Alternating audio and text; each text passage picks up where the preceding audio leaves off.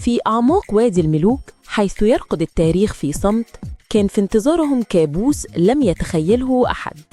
صلي على النبي واشترك في القناة ويلا بينا نبدأ. سنة 1923 العالم كله كان بيتكلم عن اكتشاف القرن، مقبرة الفرعون المنسي إخناتون. فريق من أفضل علماء الآثار بقيادة المستكشف الشهير آرثر ويجال كانوا على وشك فتح باب هيفصل بين عالمنا وعالم الأسرار القديمة. كانوا بيحلموا بالمجد والكنوز، لكنهم ما كانوش يعرفوا إنهم بيفتحوا بوابة الجحيم. على جدران المقبرة كانت منقوشة تحذيرات واضحة بلغة قديمة غامضة: الموت سيضرب بجناحيه السامين كل من يعكر صفو الملك.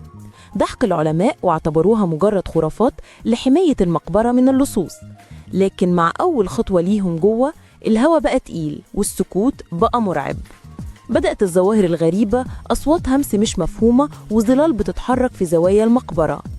أول ضحية كان القنار الذهبي اللي جابوه معاهم، لقوه ميت في قفصه وتعبان كبرى بيلف حواليه. بعدها بأيام بدأت اللعنة تحصدهم واحد ورا التاني. العالم اللي فتح التابوت أصيب بحمى غامضة ومات وهو بيهلوس بكلام عن حراس المقبرة. واحد تاني مات في حادثة عربية غريبة